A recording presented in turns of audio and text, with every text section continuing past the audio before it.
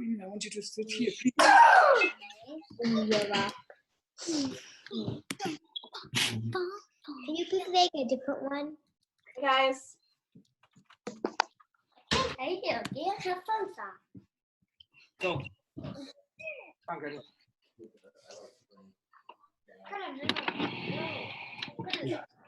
Do you need any of this here? Do you need any of this? Just in case? Dad, get rid of. Oh my. It's now 22 people. 23.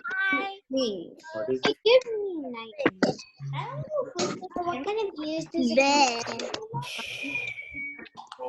Kind of views does it have? Adam, do you want to see everybody? What?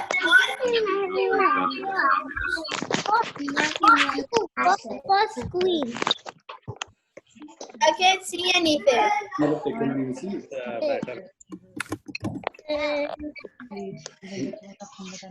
Just going to This 3G. doesn't work, Mom. Something's wrong. Take this, take this.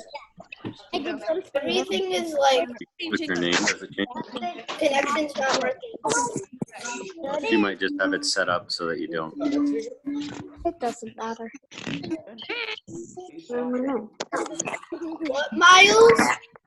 Do you see my dog? Yeah.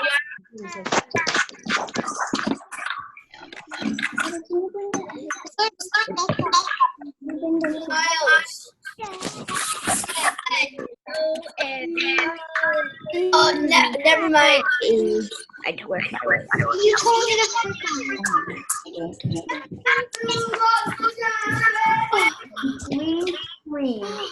Here's my video.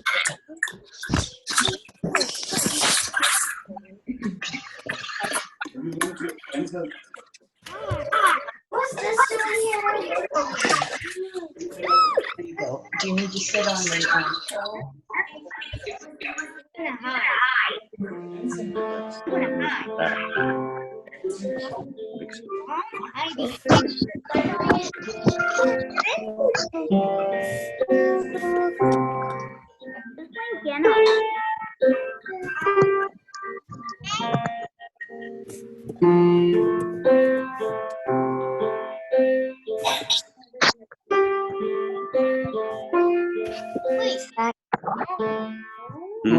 What's this? Copy. Yeah, who's playing the piano?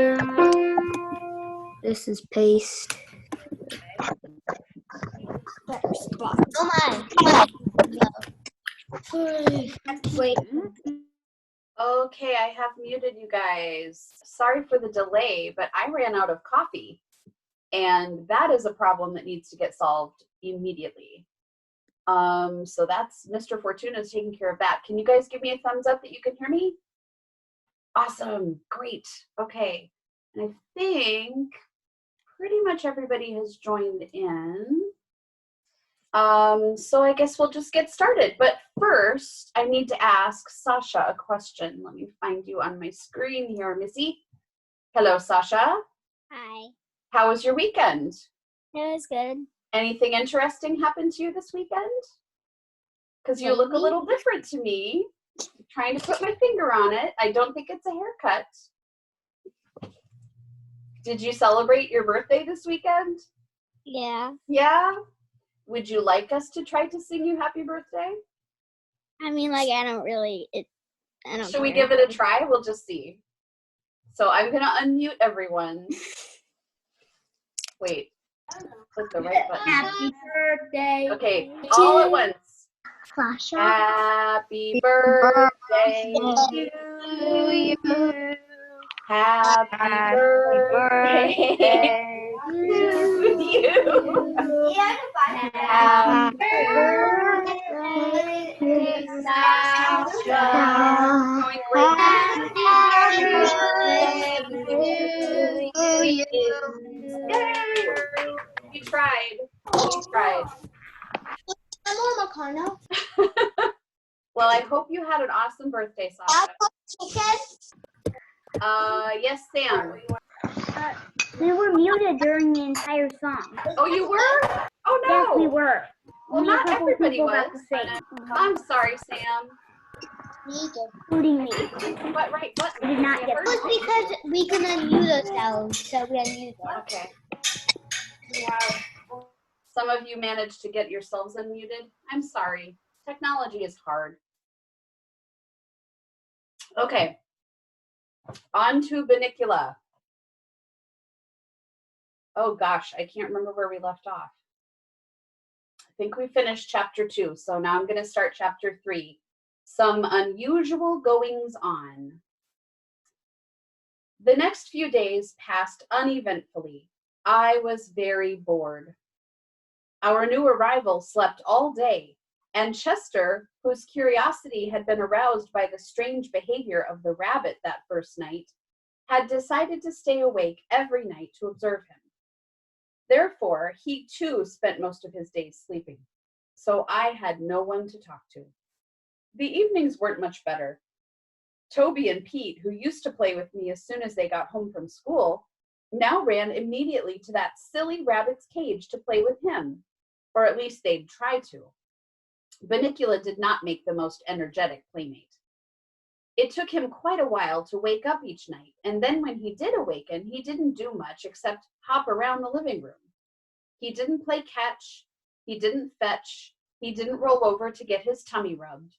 I couldn't understand why they played with him at all. I expect it was because he was new and different, but I was confident that they would soon tire of him and come back to trusty old Harold. Finally, on the morning of the 4th day, I caught Chester bleary-eyed over the water dish. He grumbled at me in a most unpleasant manner. You know, Chester, you were never exactly charming in the morning, but lately you've become downright grumpy. Chester growled in response. What are you doing this for anyway? What are you looking for? He's just a cute little bunny. Cute little bunny? Chester was amazed at my character analysis. That's what you think. He's a danger to this household and everyone in it. Oh, Chester, I said with an indulgent smile, I think all of your reading has gone to your head. Yes, Leo? Why does he only like Vinniclia? Why doesn't Chester like the bunny? Yeah. Well, so Harold the dog is sounds like he's a little jealous that the kids are wanting to play with the bunny instead of with the dog, right? Yeah. And it sounds like Chester the cat suspects that the rabbit might be something different than what he seems. So let's read more and find out, okay? Good question. And Chester says, it's because I do read that I know what I'm talking about. Well, what are you talking about? I still don't understand. I'm not sure yet, but I know there's something funny about that rabbit. That's why I have to keep alert. But look at you, you're exhausted. You sleep all the time. How can you call that alert? I'm awake when it's important. He sleeps all day, so I sleep all day. So just what have you seen since that first night that makes you so uneasy? Well, said Chester, at this point, Chester started to bathe his tail, which is a cat's way of changing the subject when he finds it uncomfortable. He then stumbled sleepily into the living room. So, I asked again, following him, what have you seen? Nothing, he snapped, and proceeded to curl up on his chair to go to sleep. After a moment, he opened one eye, but that doesn't mean there's nothing to see. For the next few mornings, it was the same routine. I would be ready for a good romp around the living room, and Chester would go to sleep. Pete and Toby were at school. Mr. Monroe was at the university. He never did that much romping around anyway. and Mrs. Monroe was at her office. No one to play with poor neglected Harold. At first, I thought I could strike up a friendship with Bunnicula and maybe teach him a few tricks, but I could never wake him up. He was always waking up just about sunset when I wanted to take a snooze. A rabbit, I concluded, is cute to look at, but is generally useless, especially as a companion to dogs. So I would retire each day with my favorite shoe to the rug and chew. Now, some people, especially Mr. and Mrs. Monroe, can't understand my taste for shoes and yell at me for snacking on them. But I always say, there's no accounting for taste. For instance, I remember one evening when Mr. Monroe picked some of his sour balls out of the bowl by his chair and dropped a green one on the floor. He didn't notice as it rolled across the room and landed near my nose. I decided this was a perfect opportunity to try one for myself. I placed it in my mouth and wished immediately that I hadn't. As the tears started running out of my eyes, I thought, what's wrong with my mouth? It's turning inside out. Mr. Monroe immediately noticed that something had happened. What's the matter, Harold? Help! Help! I wanted to cry, but all that came out was an ooh sound.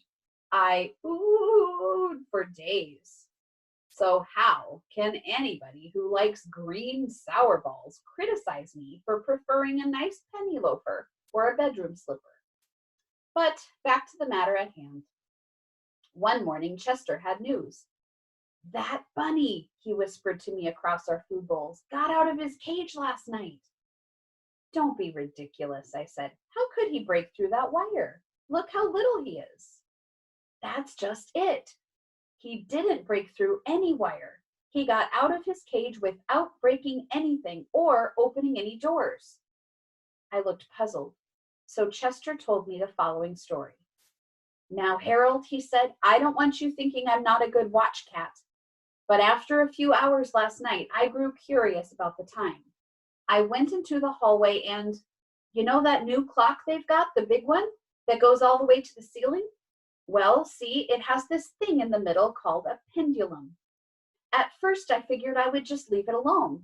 It looked like that spool they tied on a string and hung from the doorknob for me to play with when I was a kitten.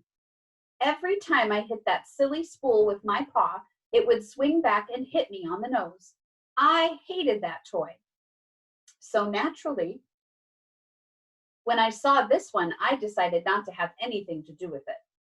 I checked the time. It was midnight. I was all set to go back to the living room when something stopped me. Curiosity, I ventured. I suppose you could call it that. I prefer to think of it as the challenge of the unknown. I put one paw over my nose and reached out with the other one and gave it one good smack. I darn near broke my arm. It's still tender. See how swollen it is? He showed me his little paw. I couldn't see anything wrong, but I knew better than to argue with him. Oh, yes, I said, that does look terrible. You must be suffering awfully. You'd better go easy today. He limped dramatically, just far enough to display his new handicap, and continued. I couldn't even get to the pendulum. Somebody had put glass in front of it, and I was pretty mad. I was all set to go back, but at the same time, I couldn't help watching the thing move back and forth, back and forth, back and forth. It was so easy to watch, and before I knew what had happened, I was waking up. You mean you fell asleep? I asked incredulously. I couldn't help it. I didn't even know it had happened, but I looked up at the face of the clock, and it was 12:45. I had been out 45 minutes. I ran back into the living room, looked at Bunnicula's cage, and it was empty. I couldn't imagine where he was. Then I noticed a light coming from under the kitchen door. I went into a crouch, stalking the light when, click, I heard the refrigerator door close and the lights went out. It must have been Mr. Monroe having his midnight snack, I suggested. No, that's what I thought. I jumped on my chair, curled up real quick, and kept one eye open, pretending to be asleep. Slowly, the door to the kitchen squeaked open. This little head poked out from around the corner and looked to either side to see if the coast was clear. Then, guess who came bouncing out all by himself and with an idiotic grin of his plastered all over his face? Well, I guess it wasn't Mr. Monroe, I said. Not unless he wears bunny pajamas and gets very tiny at night. Bunnicula, huh? You got it. Unfortunately, I hadn't positioned myself so that I could see him get back into the cage, and I didn't want to let him know that I had seen anything, so I had to stay put. I still don't know how he got out or back in. At this point, Mr. Monroe came downstairs to make breakfast. I wondered if Chester hadn't dreamed the whole thing. He did admit that he had fallen asleep, and as I've said, he has quite an imagination. But I was game. After all, there hadn't been any excitement in this place for days. Chester and I took our positions under the kitchen table. We didn't have long to wait. Holy cow! Mr. Monroe yelped as he opened the refrigerator door. He took this funny-looking white thing out of the fridge and held it at arm's length. Peter, come down here! What is that? I whispered. Beats me, Chester answered. It looks like a white tomato. Very funny, I said as Pete came into the kitchen. Peter, have you been playing with your chemistry set in here? No, Dad, why? I thought this might be one of your experiments. Do you know what it is? Gee, Dad, it looks like a white tomato. Just then, Mrs. Monroe and Toby came in the door. What's all the fuss about? Mrs. Monroe asked. We were just trying to figure out what this is. Toby pulled it down so he could get a better look. Well, he said, it looks to me like a white tomato. Mr. Monroe took a long look. You know, he said to his wife, it really does look like a white tomato. There's one way to find out, said Mrs. Monroe, who was always the practical one. Let's cut it open and see what's inside. Everybody gathered around the table. I jumped up on a chair, and in all the excitement, no one even noticed that I had my paws on the table, which under normal circumstances was discouraged, to say the very least. Chester wasn't so lucky. Chester, get off the table, Mrs. Monroe said. Chester jumped onto Toby's shoulders, where he stayed to view the proceedings. Mrs. Monroe took her sharpest knife and cut cleanly through the thing. It fell into two halves. It's a tomato, all right, said Mrs. Monroe. Here are the seeds. But it's all white, Toby observed. And look, said Pete, it's dry. So it is, Mr. Monroe said as he picked up one of the halves. There is no juice at all. Well, Anne, what do you think? It's gone bad, I guess, though I've never heard of a tomato turning white before. Come on, she said, clearing the table. Let's throw it out and have breakfast. And Harold, get your paws off the table. Rats. Chester jumped down from Toby's shoulders and motioned for me to follow him into the living room. This had better be important, I said. They're cooking bacon. A white tomato. Very significant, Chester murmured. So it's a white tomato, I said, edging my way back to the kitchen door. What does that have to do with Bunnicula? I can tell you one thing, Chester said. I got a good look at that tomato. There were very suspicious marks on the skin. So, I believe they are teeth marks.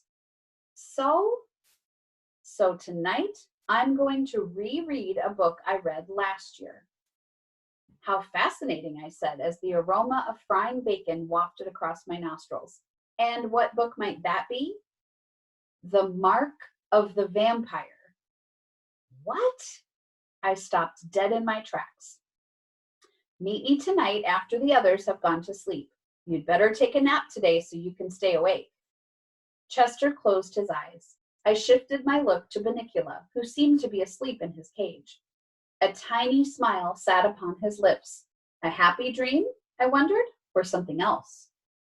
My reverie was broken by the sound of crunching bacon.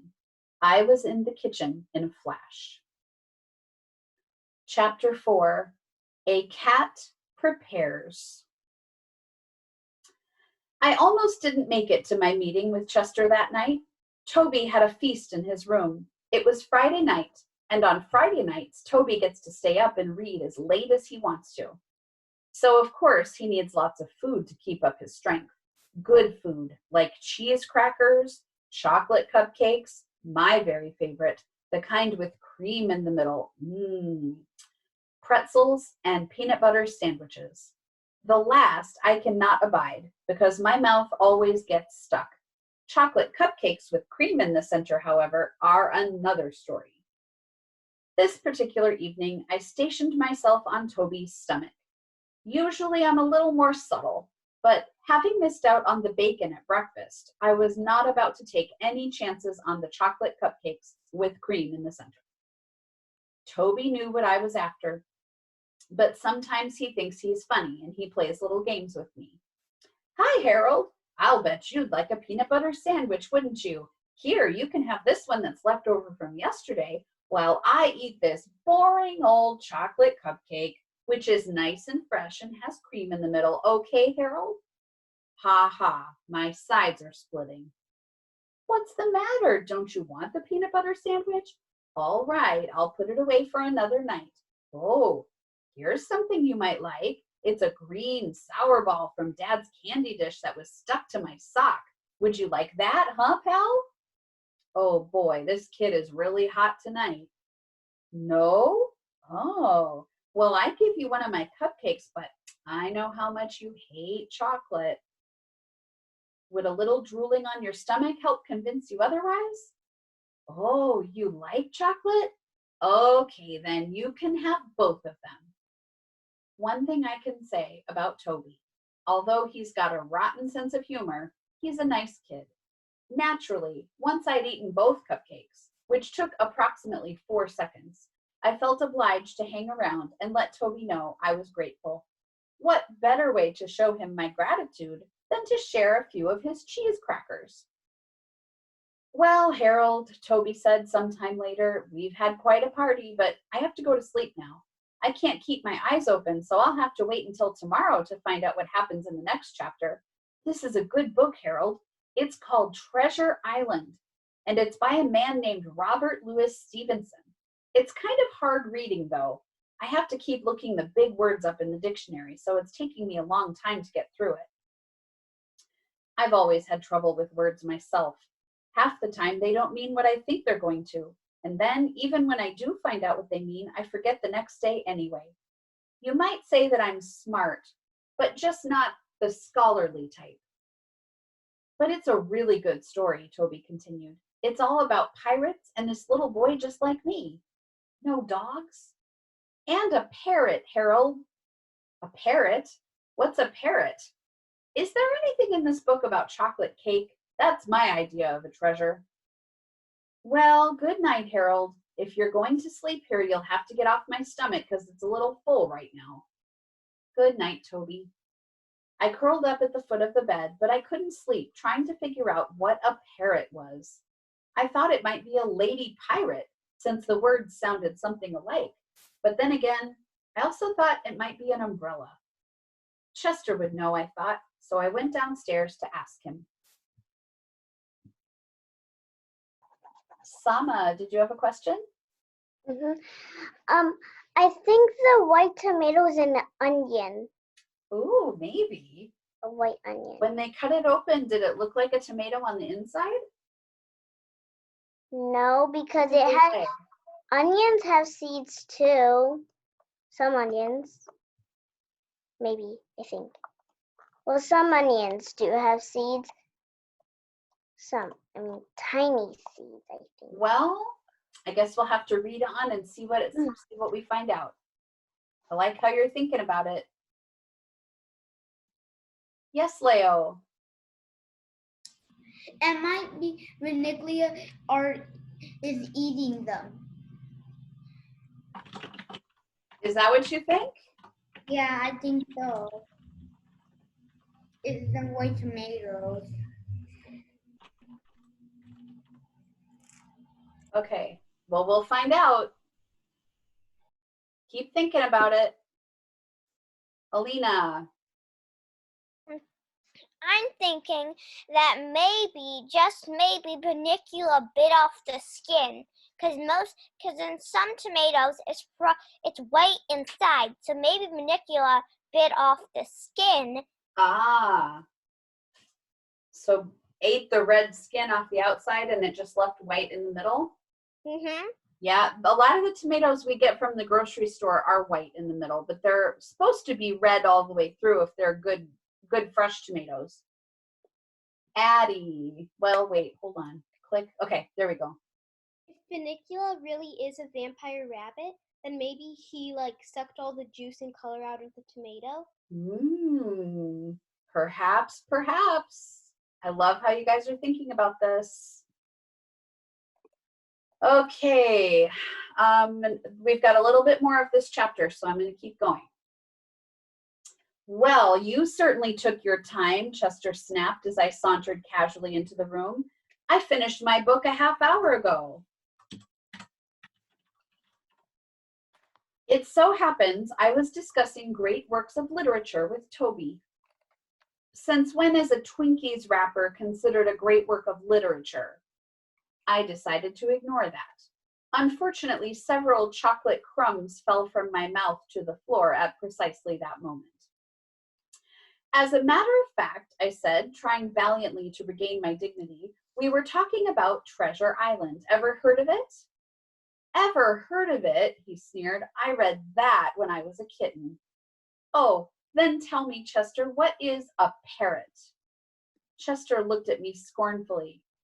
A parrot, he said, is a tropical zygodactyl bird, order Psittaciformis, that has a stout curved hooked bill, is often crested, brightly variegated, and an excellent mimic. In other words, Harold, a parrot is a little bird with a big mouth. Oh, I said after a moment. I thought maybe it was an umbrella. Did you get so busy discussing parrots with Toby that you forgot you were going to meet me here? This is important, Harold. I still wasn't sure what a parrot was, but I decided this was not the time to pursue it. Come over here, Chester commanded, indicating his chair, and let me show you this book. I looked at the chair. Chester was already sitting in it with a very large book open in front of him. I don't think there's going to be room for both of us, Chester, I said. Come on, you're wasting time. Just jump up here. I surveyed the scene carefully. I knew I would have to get a running start since there was just a tiny spot left for me, and I would never be able to fit into it if I pulled myself up slowly. Apparently, I was taking too long for Chester's liking. Will you get up here? He hissed. Okay, if that's what you want. I ran and jumped into the chair, landing with a great kerplop. Chester, where are you? I cried. I couldn't see anything but the back of the chair. I had forgotten to turn myself around. I'm here, you great oaf! I turned my head. What are you doing on the floor? I asked. You knocked me off the chair. Now just stay put. I'm coming back up. I moved to the back of the chair, and Chester landed on the front. Now, let's see, he said. We both have to see the book. You come over here, and I'll move this way. I don't know if you have ever watched a cat try to decide where to sit, but it involves a lot of circling around, sitting, getting up again, circling some more, thinking about it, lying down, standing up, bathing a paw or a tail, and more circling. A dog, on the other hand, sits. This looks like a good spot, a dog will say to himself. He will then lower his body to the spot in question and is usually so secure in his decision that he will fall asleep immediately. Chester took what felt like 20 minutes to settle himself in, and just as I was drifting off, the kicks started. Come on, Harold, quit hogging the seat and wake up. What are you trying to do? Take a nap? I yawned. Now, said Chester, turning to the book, let's get down to brass tacks. What exactly is on your mind? I asked. This book and that rabbit, Chester replied. Now tell me, Harold, have you noticed anything funny about that rabbit? No, I said, but I've certainly noticed a lot of funny things about you recently. Think about it. That rabbit sleeps all day. So do I. So do you. Furthermore, he's got funny little sharp teeth. So do I. So do you. Furthermore, he gets in and out of his cage by himself. What kind of rabbit can do that? Well, we know one, don't we? A smart one, I said. I could do it. We're not talking about you, Harold. We're talking about the rabbit. Now, where did they find him? At the movies. Yes, but what movie? Dracula, I said. So, he said quickly, remember the note around his neck? What language was that in? An obscure dialect of the Carpathian Mountain region, I answered smugly. He didn't know everything. Aha, Chester said, but what area of the Carpathian Mountain region? Area? What's an area? I looked at him blankly. Transylvania, he cried triumphantly, and that proves my point. What point? What are we talking about? And don't forget the white tomato. That's the most important of all. But what? This book, said Chester, disregarding me, tells us exactly what we need to know. What? I practically screamed. What does it tell us? What does this book have to do with Bunnicula? What are you talking about? What is going on here? I can't stand it anymore. Chester regarded me coolly. You're really very excitable, Harold. That's not good for your blood pressure. I put my paws around his throat. Tell me, I said in a low, threatening voice, or I'll squeeze you till you pop. Okay, don't get upset. Now, this book tells you everything you've always wanted to know about vampires, but were afraid to ask. Now, personally, I had never wanted to know anything about vampires, but at this moment, I was afraid to tell that to Chester. I don't understand what vampires have to do with our little furry friend here. One, Chester said, vampires do not sleep at night. They sleep only during the day. The same holds true for this rabbit. Two, vampires can get in and out of locked rooms. Bunnicula gets in and out of his locked cage. This was beginning to interest me. Didn't you say something about the refrigerator? That's right. He got the refrigerator door open all by himself. 3, vampires have long pointed teeth. They're called fangs. Well, don't you and I have fangs? No, we have canines. That's different. What's different about it? Fangs are more pointed, and vampires use fangs to bite people on the neck. Yuck, who'd want to do that? Vampires would, that's who. Wait a minute.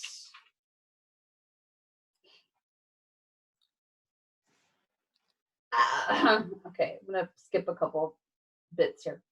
Now, Bunnicula does not bite people on the neck, at least not so far, but he does bite vegetables. On the neck? I asked. Vegetables don't have necks, Harold. Vegetables are like that. It's like dogs. Dogs don't have brains. Dogs are like that. Oh, yeah, I said. Of course he bites vegetables. All rabbits bite vegetables. He bites them, Harold, but he doesn't eat them. That tomato was all white. What does that mean? It means he paints vegetables, I ventured. It means he bites the vegetables to make a hole in them, and then he sucks out all the juices. But what about all the lettuce and carrots that Toby has been feeding him in his cage? Aha, what indeed, Chester said. Look at this.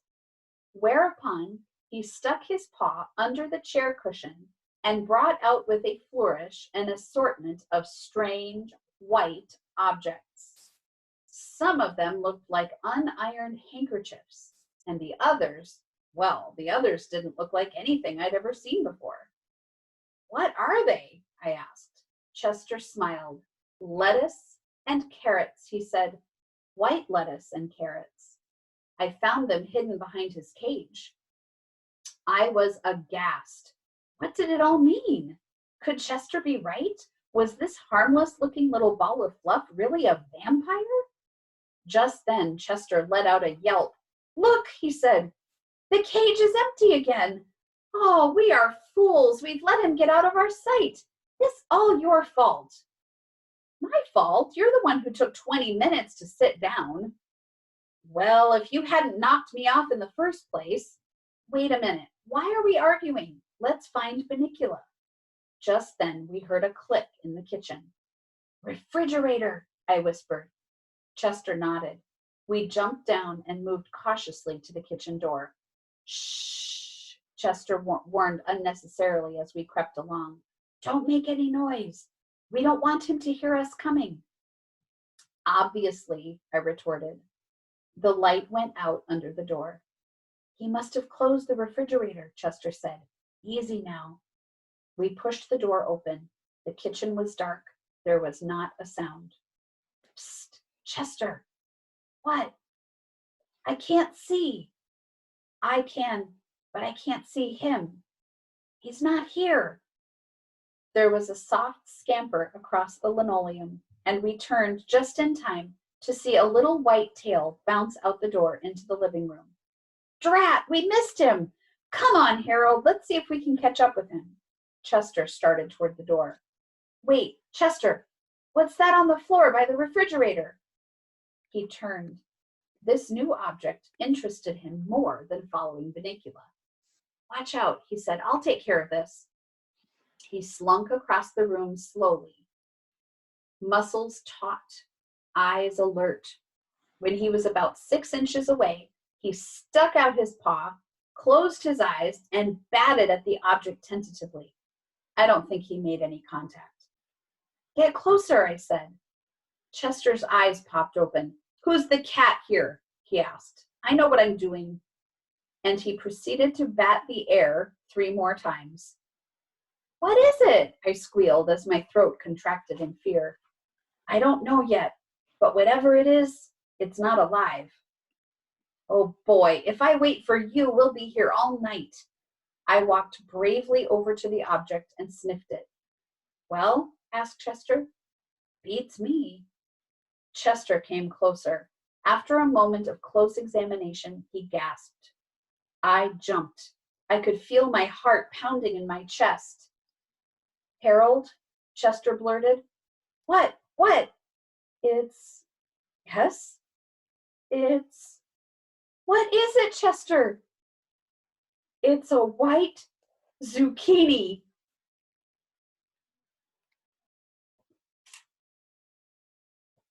I'm going to stop there. Any questions? Thoughts? Yes, Axel? What is a zucchini? Oh. Well, it's a green vegetable. It's a type of squash. It's the long green one, but not a cucumber. It looks a lot like a cucumber, similar to a cucumber, but it's a squash, and you slice it usually, and you roast it, or you can grill it. They're tasty. If you've ever had a garden and you've tried to grow zucchini, you find that they grow very easily and fast, and you can get a lot of them, and then you have to make all kinds of zucchini bread and all kinds of different things. Jack, I bet you have zucchini in your garden. I'm trying to unmute you. Did you hear what I did? I had zucchini and Jack in my head, and I made it Zach for a second. Okay, I can't seem to unmute you, Jack. Can you do it yourself?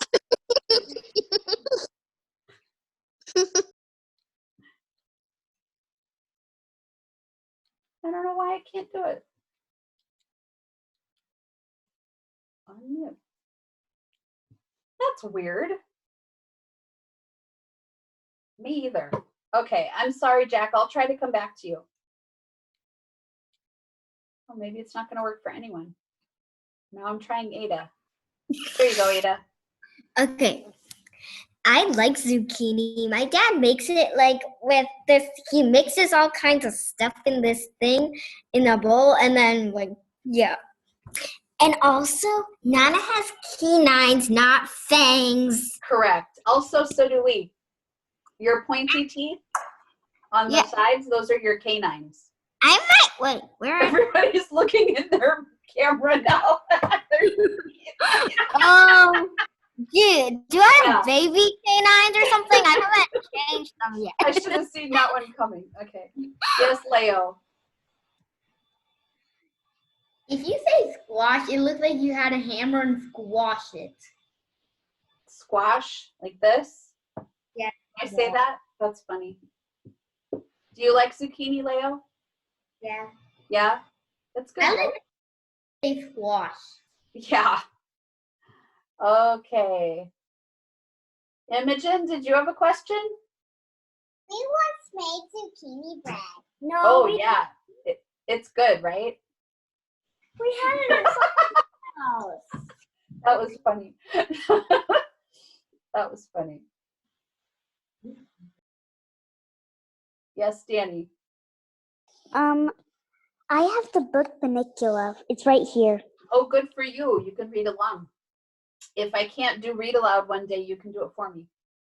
And it definitely looks like a vampire with a cape, Yep. with red eyes and tiny fangs. It sure seems like that's what's going to happen, doesn't it? Yes, Nora. We had like zucchini at summer camp and they were like this big. Yeah, they do. They grow really big. They were covered with little bumps. And Yeah. black parts and a few yellow parts. That's how they come out sometimes. Let's see. Let me try Jack again.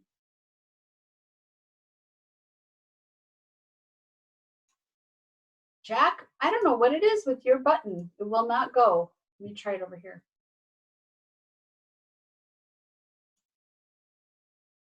I cannot unmute you for all. No, you either, huh? Okay. I'm sorry, Jack. But if you, do you see where to chat? Can you look at the bottom of your, at your menu where it says chat? You could type a message to me there if you want, and I could read it out loud to everyone. Ava. Why did he gasp when he found out that it was a white zucchini? I think it just surprised them. I guess. They were just surprised by the zucchini. I would find that surprising. I would not. Okay. Carissa says that she has been growing zucchini. Last year she grew a squash and it turned out really good. But that she had planted the seed the year before and it still grew. That's awesome, Carissa. Svea, I want to be back at school too, really bad. Really bad. I was there this morning and it's very lonely there without you guys. Miss Circe and I we filmed some lessons with decimal fractions, which I'm going to make available to you probably second and third graders. I'll make that available to you as soon as we are finished putting the finishing touches on it. And I had a lovely meeting with the 8 or 9 of you that came to the Olmec presentation this morning. That was really fun, and I'm glad we got to see everybody there. And I'm gonna go back to work now, making more videos and getting more lessons ready for you. So tomorrow morning, I will see the third graders for the next Great Books story. I think that's at 9 o'clock tomorrow. And I will be in touch with some of you for other lessons throughout the week. Okay? Alrighty, I'm gonna unmute you so that you can chit chat a bit before we close it up. Bye. For Tune. Bye, everybody. Goodbye, everybody. Tune. For Tune. Yes? How do you Jeff is still muted. Jeff, what's going on? Google Classroom you just do the lesson? I didn't know that there's like an actual meeting. Bye, bye, bye, bye, bye. Mama. Don't worry about it, Alina. The next time we'll be able to be there. Bye, everyone. Bye. Jack, you're unmuted now. Yay! I finally figured it out. Oh, good. Okay, great. Hi, Miss Fortune. Hi. Hi. Hi. I see the calendar saying, oh my goodness, they discussion is tomorrow, 15th. There was the one about the Olmec civilization was today, and the Great Book story is tomorrow. But I saw both of them. Vampire rabbit? Oh, no, I'm sorry. Oh, I'm sorry. What tomorrow, 15th has two, but today is just nothing. Well, you know what? If there are enough people, I could try to do it again. No. Oh, okay. Yeah, I'm sorry about that. Yeah, What is I a vampire rabbit? think both of them, happened on tomorrow's. We understand that. Oh, Thank I'm you. so sorry. You must have seen it just as we were starting to put the things on the calendar. Mhm. Oh, I'm okay. sorry about What that. is a Yeah. vampire rabbit? 9 o'clock. Like, Yeah. Tomorrow at Fiction. 9. Danny, this is what is a vampire Okay. book? It's 30. Get up. Okay. What is a vampire rabbit? Okay, This is guys, I'm going to fiction, close up Danny. shop here. You know We'll that. see you tomorrow. Bye-bye. Bye.